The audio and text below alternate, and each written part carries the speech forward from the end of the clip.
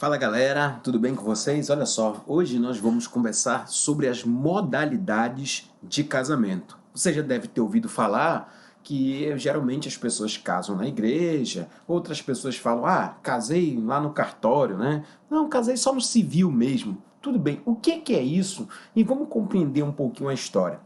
Minha gente, olha só, se nós formos a observar e fazer um corte histórico, nós devemos ter a compreensão que, para começo de conversa, quando a gente olha para o Brasil, né, desde a colônia, o nosso casamento era apenas religioso, tá? Então, olha só, então muitas vezes a gente ouve sempre pessoas, casou na igreja, etc., porque esse era o nosso modelo. Na verdade, a gente tinha uma história, né, do marido conhecido, né, ou da pública fama. Nós passamos por esse momento até que nós passamos a aceitar casamento interraciais.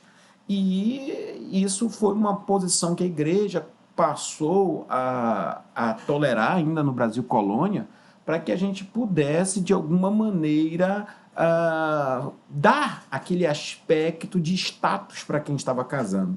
E essa era uma maneira também de colônia, Portugal, disseminar sua cultura, misturar a cultura junto com o indígena, o caboclo, enfim, o brasileiro. Beleza. Quando a gente vai chegando um pouquinho e vira o Império em 1822, a gente observa que, não sei se vocês lembram, mas era muito próximo, né, a construção feita entre a igreja e o Estado.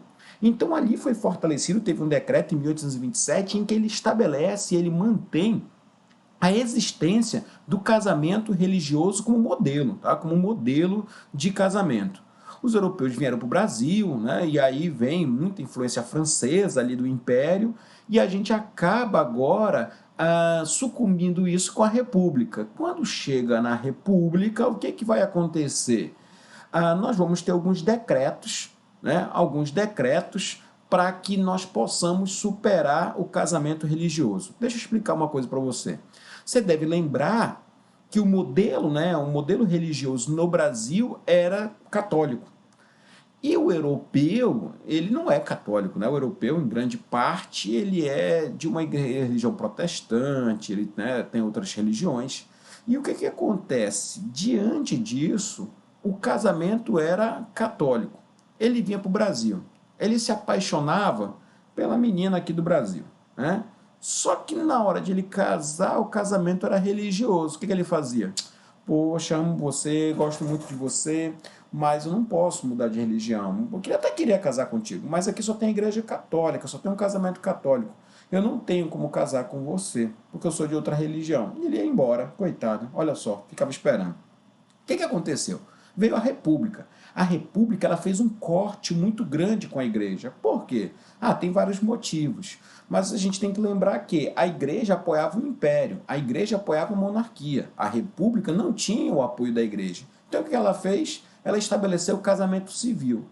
Quando ela estabelece o casamento civil, ela ganha o quê? Primeiro, ela ganha força, ela ganha independência, ela quer deixar bem claro que ela está rompendo com o império, todos aqueles que são amigos, vamos dizer, do império, e também ela abre os braços para que os europeus agora pudessem ficar por aqui. Porque ela diz, olha, a partir de agora você pode casar, você pode desenvolver a sua religião aqui, nós não estamos impondo nenhuma religião. Então esse caráter liberal que surge na República, ele também estabeleceu e influenciou o direito das famílias na modalidade de casamento. E aí eu registro para você, por exemplo, os decretos, né? O 118, o 181, o 421, lá de 1890, e a própria Constituição de 891, em que ela vai estabelecer todos esses dispositivos, eles vão estabelecer o casamento civil.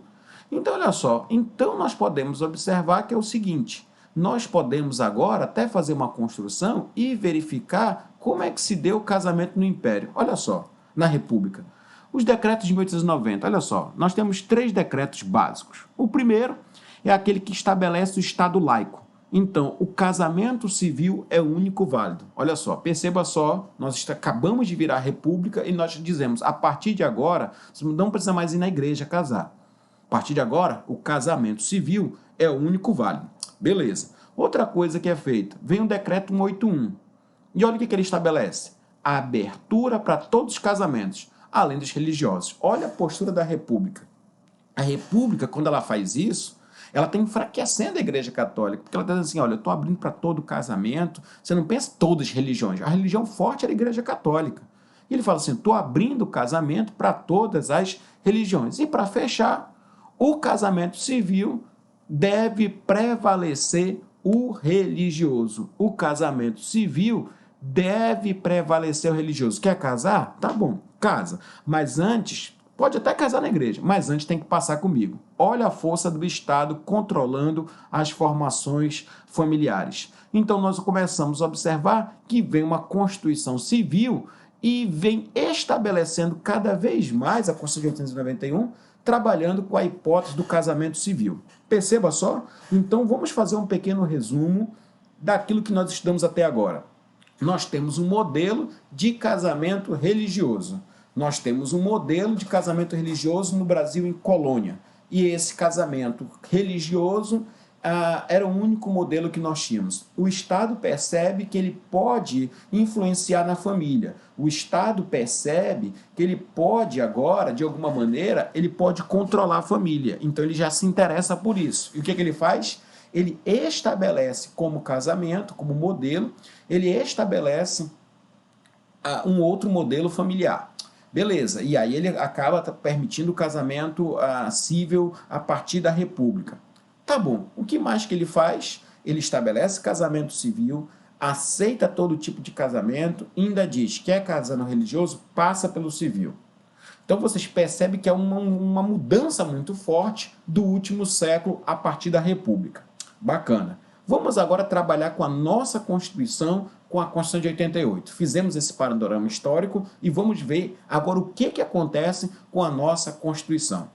A Constituição, primeiro, nós já estudamos, nós já verificamos em outras aulas, que ela estabelece a família com base e proteção da sociedade, do Estado. A família é a base da sociedade e ela tem a proteção do Estado. Não se fala agora na palavra casamento. Tudo bem? Então, vários arranjos familiares, porque nós temos o princípio da pluralidade. Tudo bem. Só que olha o que diz o artigo 226, parágrafo 1º. O casamento é civil e gratuita a sua celebração. O casamento é civil e é gratuita a sua celebração. Então perceba que a Constituição de 88, a Constituição do Estado laico, ela continua fortalecendo a ideia de casamento civil. Então, quando a gente fala assim, o fulano casou, a gente pensa aqui na igreja da matriz, né? A gente pensa na igreja chique, que a pessoa vai casar e etc. Não, mas o casamento ele é civil. O casamento é um negócio jurídico, um contrato especial de direito de família, um negócio próprio do direito de família com as suas peculiaridades e que ele deve ser observado tudo isso. Tanto é que para você casar, olha o que diz o artigo 1512 lá do Código Civil. Olha o parágrafo único. O casamento é civil, né? Gratuito de celebração. A habilitação para o casamento, o registro, a primeira certidão, registro e a primeira certidão são isentos de selos, emolumentos e custas para as pessoas cuja pobreza for declarada sob as penas da lei. Aqui a gente precisa fazer um corte, né? Primeiro é que a gente observa que a gente lê que o registro e a primeira, na habilitação para o casamento, o registro e a habilitação serão isentos, mas para quem? Olha só, para aqueles que, lamentavelmente, ela ainda fala em pobreza, mas entenda hoje, né, como a partir da Constituição como hipossuficiente econômico, né? Então, olha só, para esses, será isento. Então, olha só, o que é isento? O processo de habilitação e a primeira certidão. Para todo mundo? Não. Para aqueles que forem declarados e assim firmarem, né, a sua declaração de hipossuficiência econômica. Tudo bem. Então, esse é o casamento civil. Agora, será que nós ainda temos uma outra modalidade de casamento? Será que a gente ainda pode falar em casamento religioso? Gente, olha só, a Constituição ela não ficou cega a isso. Ela sabe que nós precisamos ter um casamento religioso. Então, o que foi que ela fez? ela estabeleceu um outro modelo de casamento que nós conseguimos prever no próprio texto constitucional. Olha só o que ele diz. Olha, diz o parágrafo 2º do artigo 226. O casamento religioso tem efeito civil nos termos da lei. Ah, então tem casamento religioso no Brasil? Tem casamento religioso no Brasil. Tem casamento religioso, mas ele deve observar, olha o que diz o artigo 226, parágrafo 2º, ele deve observar o regramento da lei. Então não pode casar no religioso de qualquer jeito. Não. Poxa, eu queria casar, eu tenho 15 anos, eu tenho 14 anos. Eu posso casar? A minha igreja permite. A lei brasileira permite um com 15 anos casar? Não. Então esse casamento religioso não vai ter valor. Vai ser uma festa, vai ter bem casado, vai ter comida, bolo, né? Olha só, carne ao molho madeira, tudo isso vai valer, mas não vai valer como casamento. Por quê? Porque para ser um casamento religioso válido no território brasileiro, ele tem que observar os mesmos requisitos da lei civil. É isso que a lei está dizendo. Casamento religioso pode, mas ele tem que observar o regramento civil. Tudo bem? Agora, cuidado com isso, porque quando nós falamos, né, do casamento religioso, olha o que diz o Código Civil. O casamento religioso, que atender às exigências da lei, para a validade do casamento civil, equipara-se a este, desde que é registrado no próprio, olha só, no registro próprio, produzindo os efeitos a partir da celebração. Olha o que diz o 1516. O registro do casamento religioso submete aos mesmos requisitos exigidos para o casamento civil. Tudo isso nós já vimos aí, né? Então, olha só, o casamento religioso ele pode no Brasil, tem o civil, mas ele tem que observar o mesmo regramento. Tudo bem. Verificado isso, agora é importante observar que nós temos duas espécies de casamento religioso. Nós temos um casamento religioso com habilitação prévia e nós temos um casamento religioso com habilitação posterior. Nós temos um casamento com habilitação prévia e nós temos um casamento com habilitação posterior. Vamos entender o que é isso? Então, olha só. Como é que é o casamento com habilitação prévia? A pessoa quer casar, ela vai lá no cartório e diz, olha, eu quero casar. Faz toda a documentação, forma todo o procedimento de habilitação, vai na igreja e casa. E tem um casamento com habilitação posterior. O que é o casamento com habilitação posterior? A pessoa quer casar, está ali num retiro, está ali no movimento na igreja, está muito feliz, muito apaixonado, um olha para o outro, ganha o vestido, ganha a roupa, casa.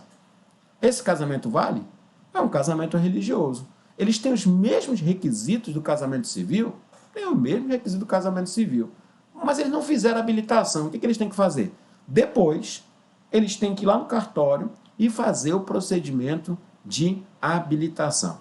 Agora aqui, muito cuidado, porque aqui tem alguns prazos que nós precisamos perceber, tudo bem? Então vamos trabalhar com cada uma das modalidades de casamento. Então olha só, olha o que diz o artigo 1516, parágrafo 1º, com o casamento religioso por habilitação prévia. O registro civil do casamento religioso deverá ser promovido dentro de 90 dias, marca isso aí, 90 dias de sua realização, mediante comunicação do celebrante ao ofício competente ou por iniciativa de qualquer interessado, desde que haja sido homologada previamente a habilitação regulada neste Código. Após o referido prazo, o registro dependerá de habilitação. Vamos entender o que é isso? Então, olha só. O que eu tenho que fazer? Eu quero casar, eu quero um modelo de habilitação prévia. O que deve ser feito? Primeiro, a pessoa vai lá. Ela vai no cartório, apresenta os documentos, que daqui a pouco nós vamos estudar, vou apresentar para vocês, mas só para matar a curiosidade, estão lá no artigo 1525, né? Você que está pensando em casar, já vai logo vendo os documentos que tem que separar aí, está no artigo 1525 do Código Civil, tá? Tem lá na Lei de Registros Públicos também outros documentos, mas para nós aqui, para o nosso estudo, vamos trabalhar com 1525 do Código Civil. Ele faz um procedimento de habilitação, paga as taxas, né? e depois tem que casar. Não sei se você já reparou, mas quando a pessoa chega no cartório, a mulher do cartório vai lá e ela olha para você e diz o seguinte: vai casar quando? Aí você pensa, poxa, nem vou convidar essa mulher? Para que ela quer saber o dia que eu vou casar? Será que ela quer ir? Não. É porque a pessoa do cartório, ela sabe que a habilitação dela do cartório, só vale por 90 dias. Então não adianta você ir 1 ano, 6 meses no cartório para fazer o procedimento de habilitação. Por quê? Porque a habilitação expedida pelo cartório ela tem a validade de 90 dias. Por isso que ela pergunta, quando é que vai casar? Porque, a depender da data, ela vai dizer o seguinte: não, falta muito tempo, vem só depois aqui. Porque a sua habilitação ela só vale por 90 dias. Tudo bem? Depois de 90, depois que você casa, você deve voltar ao cartório para dizer: ei, eu vim aqui, me habilitei e casei. Ah, então olha só, tem um prazo para você voltar ao cartório. E ali agora, depois desse prazo, se você não voltar, vai ter que fazer uma nova habilitação, fazer novos convites, novo bem casado para casar de novo. Tudo bem? Porque você tem prazo de 90 dias para casar e depois tem 90 dias para ir lá e levar, não precisa ficar cancelar de lua de mel, não. Você vai lá depois de um prazo para apresentar a certidão lá da autoridade religiosa do celebrante. Tudo bem? Esse é o casamento religioso com habilitação prévia. Agora vamos também observar que aqui nós temos alguns detalhes, tá? Nós temos um casamento com habilitação posterior. E olha o que diz. O casamento religioso, celebrado sem as formalidades exigidas neste código, terá efeitos civis, se a requerimento do casal for registrado a qualquer tempo no registro civil, mediante prévia habilitação perante a autoridade competente, observado o prazo do artigo 1532. Qual é o prazo do 1532? É o prazo, minha gente, é o prazo de 90 dias. Então, olha só, então fica muito ligado nessa questão. Então, perceba só, o que deve ser feito? A pessoa se apaixonou, né? Tá num casamento coletivo lá, tá num momento de muita emoção. O que ela diz? Poxa, eu quero casar, eu quero ser feliz agora, mas a gente nem foi no cartório. O que tem que ser feito nessa hora? Ah, nessa hora tem que ser feito um outro tratamento. Vamos lá casar. Bacana. E aí? E o documento? Vai ficar com o documento da paróquia? Vai ficar com o documento da igreja? Não. Você deve ir ao cartório agora. Tem os mesmos requisitos? Tem. Faz uma habilitação posterior a qualquer tempo e dentro de 90 dias registra no cartório o casamento. Faz a habilitação, depois que ele está liberado, 90 dias para registrar o casamento civil. Tudo bem? Então dá efeitos civis àquele casamento religioso. Fiz a habilitação a qualquer tempo, mas passou o prazo de 90 dias e não fez o registro do casamento. O que acontece? Decaiu. Vai ter que fazer um novo procedimento de habilitação. Então organiza. Nós temos um casamento civil que tem um procedimento de habilitação, você casa no cartório ou em outro lugar que daqui a pouco a gente vai estudar. Casamento religioso, casamento da matriz, da igreja, tem 2 modelos: a habilitação prévia e a habilitação posterior. Na habilitação prévia, o que você faz? Vai no cartório, diz que quer casar, faz a habilitação e tem um prazo de 90 dias para casar. Depois tem prazo no máximo de 90 dias para trazer essa certidão da igreja para o cartório para poder fazer a habilitação. O casamento vale a partir de quando? Da habilitação? Não. Do dia que volta no cartório? Não. Volta a valer do dia da celebração. Esse é o casamento religioso com habilitação prévia. E o que é o casamento religioso com habilitação posterior? A pessoa não fala nada, vai, casa, mas cuidado, tem que observar o regramento civil, os mesmos requisitos, idade, impedido de casar e etc. Tudo bem, mas tem um prazo a qualquer tempo para chegar e fazer a habilitação. Mas depois que faz a habilitação, tem 90 dias para fazer a certidão. Não certificou, não fez o registro do casamento, 90 dias depois da habilitação. Já era, tem que fazer uma nova habilitação para poder ter o registro desse casamento. Tudo bem? Agora imagina uma história comigo. Imagina o seguinte, o Elon foi lá e casou com a Mariazinha, só no religioso. Estava no encontro, estava no retiro, casamento coletivo, fez algo bonito. Só que eles não fazem o registro civil. Não vai lá fazer a habilitação posterior. Passa um dia, Mariazinha começa a cobrar e fala bem assim: ei, Elon, bora lá fazer o casamento civil, eu quero ter uma certidão. Ah, eu tô ocupado. Não, vamos na semana que vem. Beleza. Mariazinha chega a semana que vem e fala assim: poxa, bora agora lá fazer o casamento. Ah, eu queria tanto o registro da certidão. O que ele diz? Não, bora depois, deixa passar o carnaval. O ano só começa depois do carnaval. Tá bom. Mariazinha espera. Depois do carnaval, ela disse: bem, passou o carnaval, quarta-feira de cinza, já está chegando quinta, bora lá fazer o registro civil do casamento? O que o Elon diz? Não, bora deixar para depois, entendeu? Calma, agora a gente está em quaresma, deixa passar a Páscoa. Tudo bem, Mariazinha espera. Só que o que acontece? João conhece Mariazinha e descobriu que Mariazinha está doida para casar. Ela está doida para ter uma certidão.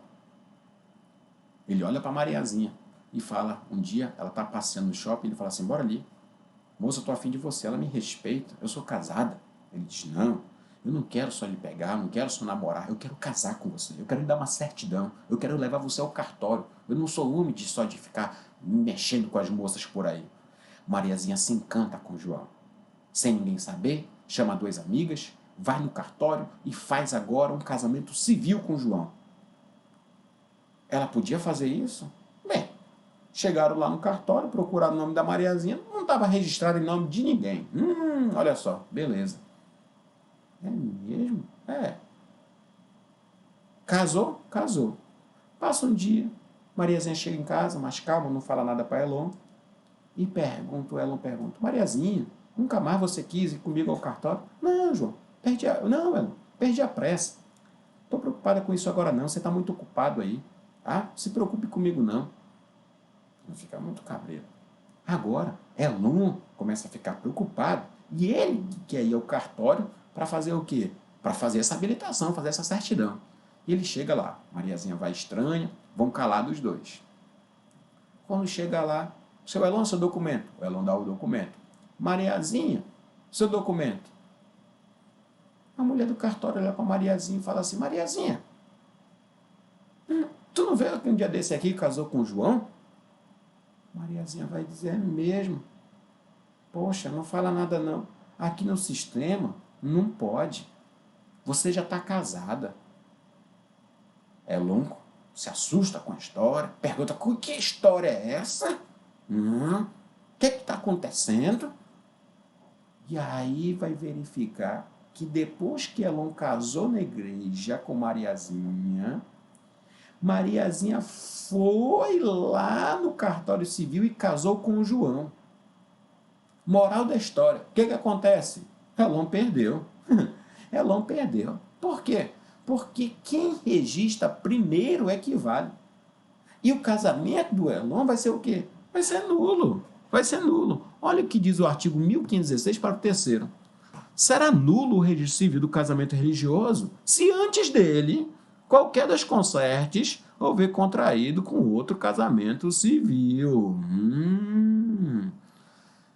Então, olha o que a lei está dizendo. Você tem todo o tempo do mundo para ir lá fazer sua habilitação, você que casou no religioso a posterior. Mas, cuidado, que se você for depois lá e esquecer, deixar para depois, olha só, vem outro, e você sabe, né, mano? Camarão que dorme, a onda leva, né? E olha só, teu casamento não vai valer, porque vai valer realmente aquele registro que for anteriormente. É o que eu chamo, tá, gente? Não anota não, que isso é feio. Mas o que eu chamo que é a teoria do corno prematuro. O cara, antes de casar, já levou e olha só, e o dele não vai valer. É o artigo 1516, parágrafo terceiro. Então, tu tem o tempo todo do mundo para casar, para habilitar. Mas, fica ligado, porque se alguém fizer o casar registro civil antes, é esse que vai valer. Poxa, mas eu casei na igreja antes, está aqui a foto. Isso não vai ser com valer, porque para o Código Civil ele até permite, ele até dá um prazo para você fazer a habilitação, mas ele te alerta: cuidado, porque nesses casos, o que eu vou ter que fazer? Eu tenho que observar perfeitamente essa construção que deve ser feita.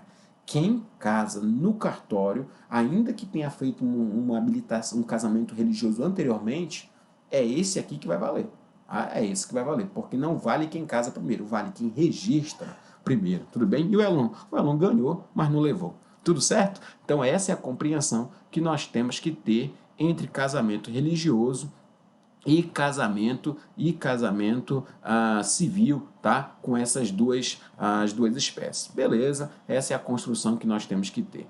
Bacana. Agora, o que nós temos que fazer de um estudo realmente agora para nós trabalharmos com o casamento? Vamos lá, minha gente. Vamos começar agora a trabalhar sobre o procedimento de habilitação do casamento, né? Então, olha só, eu quero agora trabalhar com vocês com alguns requisitos que nós temos que organizar. Olha só o que diz a habilitação do casamento. Vamos lá. Agora isso vale para os dois. Os documentos, né, estão no artigo 1525, tá? Não esquece da idade. O de 16 pode casar, mas ele, enquanto não completar a maioridade, ele precisa da autorização dos pais. E aí vem uma pergunta, né? E o pródigo? Será que o pródigo ele precisa de curador? Aqui, gente, tem que fazer uma observação, né? O pródigo, ele, né, o Washington Monteiro de Barros, o Barros Monteiro, ele diz que o pródigo teria, né, que ter autorização para casar. Ele teria autorização para casar. Mas, gente, pródigo está relacionado a uma incapacidade financeira, a uma incapacidade, uma inabilitação econômica, patrimonial, financeira. Então, a segunda corrente, que é a corrente do professor Cristiano Chaves, do Paulo Nader, eu acredito que ela é até mais razoável. Porque se o casamento ele é um ato existencial, o pródigo não precisa de autorização para casar. O problema dele não está no coração, o problema dele está no bolso. Então ele não precisa de autorização para casar, ele não precisa de curador para casar. Ele precisa apenas de curador para pacto antinupcial. Aí sim, aí a história ela é diferente, tudo bem? Então, olha só, não esquece disso. Segunda coisa que eu tenho que também lembrar, preciso de um parecer do MP. Então, veja só, primeiro passo, habilitação. O que eu tenho que na habilitação? Os documentos. Onde é que estão os documentos? No artigo 1525. Tá? Que mais que eu tenho que observar? Lembrar da idade. Se tiver entre 16 e 18, precisa de autorização dos pais. Terceira questão, o pródigo. O pródigo precisa de autorização? Duas correntes.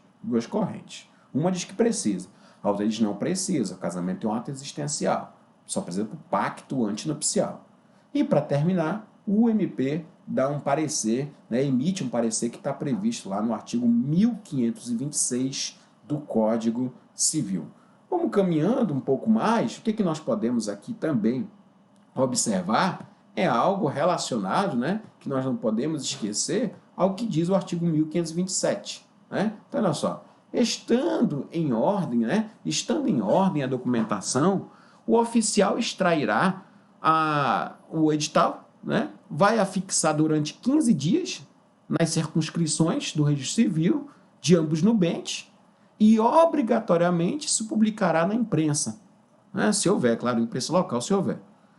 Mas tem um detalhe, né? A autoridade, né? Esse edital de proclamas, a autoridade, havendo urgência, pode dispensar a publicação.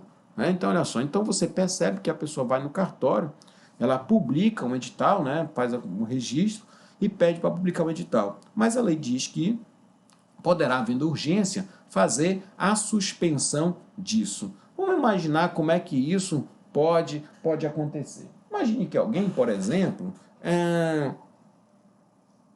está numa situação de aceleração de parto. Estava programado para casar em agosto, mas por uma situação, a gente está gravando essa aula aqui hoje, dia 31 de março, né? Então, olha só, a pessoa poderia ali casar em agosto, mas sabe como é que é, né? Descobriu que vai nascer antes, e aí em agosto não vai dar para casar, vai estar de resguardo, vai estar uma dificuldade. Autoriza logo casar aí, porque a gente não tem como esperar. Então, é um exemplo, né, dessa urgência. Poxa, eu passei num concurso e eu estava esperando esse concurso aí ser chamado só no final do ano, mas agora eu descobri que vou ter que fazer uma escola de formação, vou ter que viajar para Brasília, né, passei na Polícia Federal e vou passar 6 meses lá fazendo um curso. Não tenho mais agora como casar em agosto, tem como antecipar? Eu nem esperava essa chamada. Tudo bem, vamos antecipar. eu digo para vocês, tá? A doutrina, ela sugere que seja feita essa urgência, ela dispensa, na verdade, não é a publicação, ela dispensa o prazo de 15 dias. Você publica o edital, tá? E o que acontece? Mas diz, eu deixo de aguardar 15 dias para poder dar a certidão de habilitação para o casal.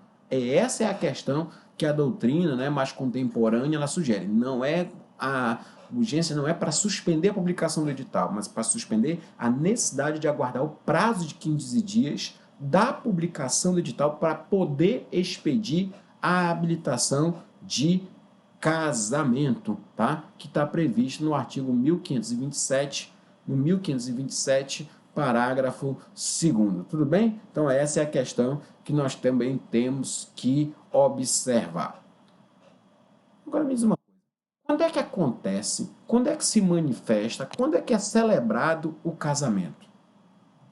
Quando é que é consumado o casamento?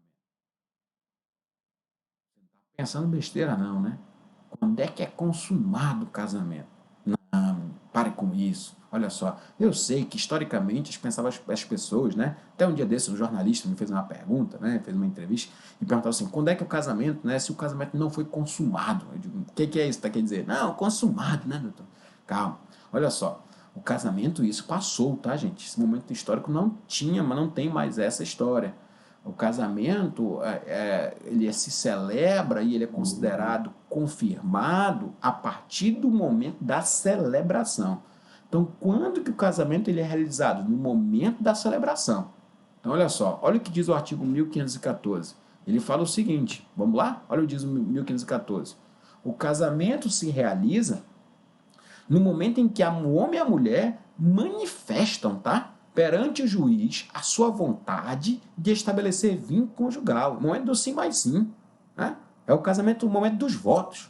Né? Eu queria dizer para você, um dia desse eu fui para um casamento, meu amigo não sabia lá o que era votos. A mulher começou a falar palavras bonitas para ele, o padre olhou e falou bem assim, sua vez agora. E ele falou, caramba, o que é isso? Os votos, né? Tem gente que não diz sim, faz uma declaração, né? Outro dia eu fui para um casamento, a mulher cantou uma música no lugar. Cantou uma música pro rapaz, estava apaixonado. Quando ela terminou de cantar a música, sabe o que ela fez? Cantou a segunda música. Era muito amor. Já estão divorciados, já estão separados, mas foi bonita a celebração, né? Então, olha só, é só para contar. Então, que momento foi celebrado o casamento? Quando é que se considera consumado o casamento? No momento da celebração. Ainda que não exista coito depois, está casado, tá? Então, essa é a construção civil, tudo bem? Então, olha só para a gente não esquecer. Essa questão também curiosa. Que mais que a gente tem que observar dentro do casamento? Olha só, que mais que a gente tem que observar? Onde é que é o local do casamento? Né? Você geralmente pensa, né, quando a gente está falando de casamento, que o casamento é na matriz, né? Bem, o casamento é no buffet, o casamento é num grande salão de festas, né? É isso que a gente pensa sobre o casamento. Mas não. O casamento, gente, se ele é civil, onde é que ele é? Ele é no cartório. Mas casar no cartório eu não quero não, quero casar na festa, quero fazer uma festa bonita, estou contratando fotógrafo, buffet, convidados, tanta gente. Tá bom, então faz em outro lugar. Mas olha o que diz o 1534. Celebrar-se-á o casamento do dia e hora e lugar previamente designado pela autoridade que houver de presidir o ato mediante petição dos contraentes que se mostrem habilitados com a certidão de 1531. Você já sabe, né? É a certidão de habilitação. Então, olha só, o casamento ele tem um lugar certo. O lugar certo é aquele que é designado pela autoridade. O oficial do registro geralmente ele marca o casamento lá no cartório. Tudo bem. Então, é isso que nós temos que trabalhar. Agora, quer casar em outro lugar? Tá bom, casa. Mas olha só, olha o que diz o código nesse caso. Ele vai dizer o seguinte: a solenidade, né, que não for realizada no cartório, com toda a publicidade, portas abertas, duas testemunhas, olha só, nesse caso, pode ser feito num edifício público, no edifício particular. Pode fazer lá no salão de festa do condomínio, pode fazer numa casa de show, pode fazer. Mas nessa situação, olha só, quando o casamento for no edifício particular, ele fica de portas abertas durante o ato.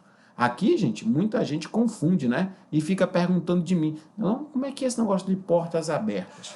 Portas abertas, gente, não é que a porta tem que estar aberta lá, não. Se deixar aberta, deixa. Mas quer dizer o seguinte, quer dizer que tem que estar com livre acesso. Então você não tem nada que fazer. Aqui em Manaus, né, nós temos uma igreja muito famosa, é ali na Nossa Senhora de Nazaré, Adrianópolis. Né? Eu sei que não é de Manaus, vídeo, mas é uma região muito famosa. Aqui é uma igreja muito famosa, o pessoal gosta de casar. Você está sem o que fazer no sábado à noite. Poxa, eu queria ir num casamento. Você pode ir lá na igreja de Nossa Senhora de Nazaré e assistir um casamento? Pode. Porque a celebração, ela é aberta ao público. Agora, se você depois quiser ir para a recepção, aí não pode não. Aí só se você tiver a senha de convite individual para poder entrar, porque é lá que vão te cobrar a senha. Você percebe que na igreja não pedem a senha, o casamento está aberto. Agora, depois, na festa, aí você não pode ser penetra. Então não existe penetra em celebração de casamento, gente. Existe penetra na recepção, na festa do casamento. Então fica ligado nisso. Poxa vida, viu fulano ali na celebração, nem foi convidado. Na celebração, tá portas abertas. Tudo bem? Então fica ligado nisso. Número de testemunhas. Quantas são as testemunhas? São duas, tá? Ah, eu queria convidar, são os padrinhos, às vezes, né? O pessoal chama testemunha. A testemunha, gente, não é para dizer que viu o casal. A testemunha não é para dizer que o casal se ama, testemunha do amor. Não. A função do testamento, da testemunha, é simplesmente dizer o seguinte: eu conheço os dois e entre eles dois, eles não possuem nenhuma situação do artigo 1521. Ele não é pai e mãe, ele não é sogro e genro, tá? Eles não estão em nenhuma situação de impedimento matrimonial. Eles não são casados. Eu estou declarando isso.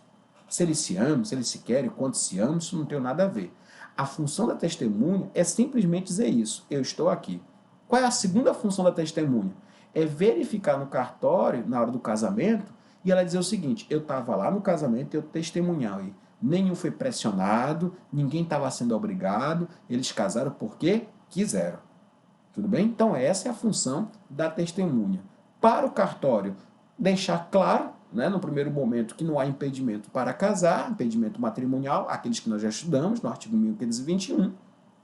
E para a celebração, para deixar bem claro que não teve nenhuma pressão quanto a isso. Tudo bem? Então, fica ligado. São duas testemunhas. Mas cuidado, preste atenção no que diz o artigo seguinte. Né? Tem a celebração do casamento. Vamos ver a celebração do casamento? Bora ensaiar? Olha o que diz. Presentes contraentes em pessoa ou por procurador especial. É possível casamento por procurador especial? Só o que é procuração especial, gente? É o seguinte. Casamento por procuração. Tem que dizer com quem vai casar na procuração. E ela só vale por 90 dias. Então, pode ter casamento por procuração? Pode. Tem que ser procuração especial. O que é isso? Indicar com quem está casando.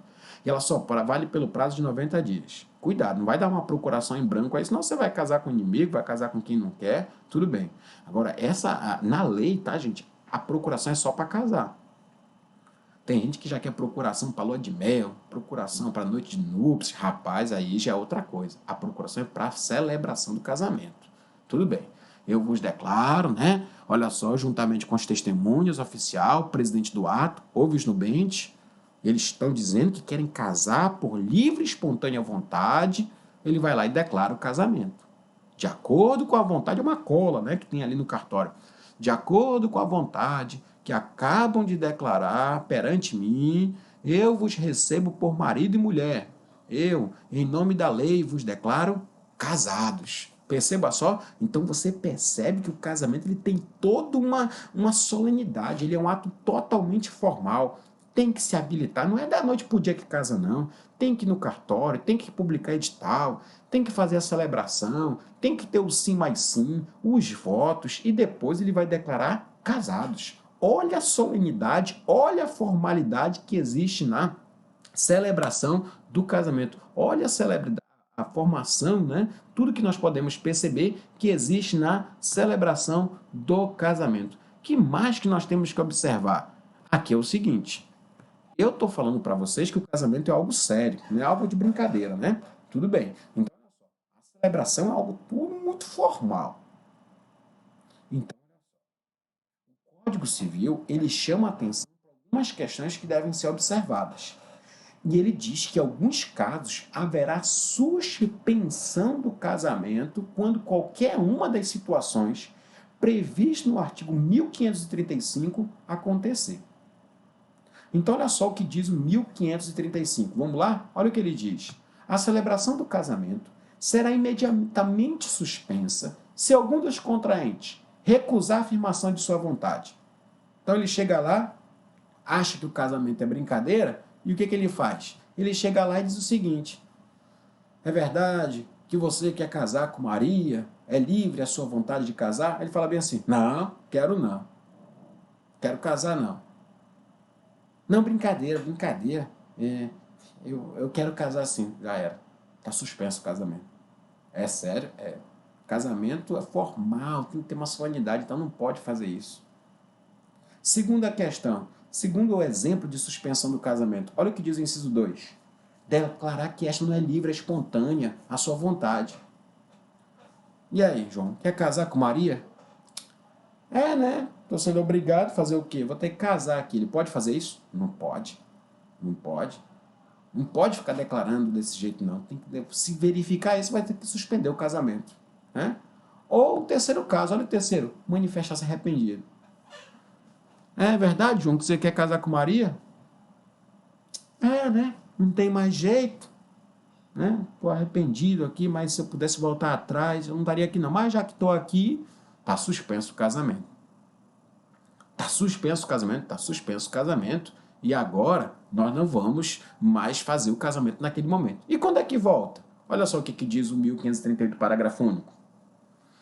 No bem de que por algum dos fatos mencionados nesse artigo de caso de suspensão, não será admitido a retratar-se no mesmo dia. Então vai ter que esperar? Vai ser no dia seguinte? Pode ser. E eu digo, se alguém fizer uma brincadeira dessa, eu vou me embora, vou para a recepção, como e vou embora. Por quê? Porque eu não vou ficar esperando até o dia seguinte, não. A código é claro, qualquer uma dessas situações suspende e no mesmo dia não pode voltar. Se for à noite, tem que esperar da meia-noite 1. Se for de manhã, só no outro dia. Tudo bem? Porque o casamento tem que ser algo formal, tem que ser algo solene. Não pode você ficar mudando de estado, solteiro para casado, de qualquer maneira, Então esse é o raciocínio que nós temos que ver, beleza? Então esse é o raciocínio que nós podemos ver.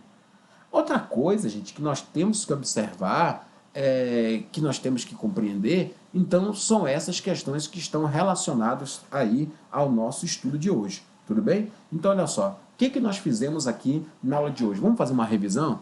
Nós aprendemos que, por um modelo histórico, o nosso modelo de casamento era religioso. Aprendemos que, desde a República, há um caminhar para o casamento civil. Lembrando que, até 88, o único modelo de casamento, de família, era o casamento. A Constituição de 88, ela abriu para a pluralidade, permitiu vários modelos familiares, mas continuou mantendo um casamento civil. Mas como é uma Constituição democrática, ela permite tanto o casamento civil quanto religioso. Tudo bem. No casamento religioso, eu tenho que observar que tem o casamento de habilitação prévia e o casamento de habilitação posterior. Cada um deles tem as suas peculiaridades que foram observadas na aula. Para fechar, depois de estudarmos tudo isso, nós observamos que o procedimento de casamento, a habilitação e celebração, todos os documentos na habilitação, publicação de edital, prazo de 15 dias, cuidado com a situação de urgência. Na celebração de casamento, aprendemos que o casamento considera-se consumado no momento da celebração, no momento que é o sim mais sim perante a autoridade. Esse momento é um ato formal, é um ato solene. Eu preciso, em regra, de 2 testemunhas. Tudo bem. Daqui a pouco nós vamos ver outros números de testemunhas para casamento, no outro momento. Mas cuidado com essa questão. A função da testemunha nós vimos também.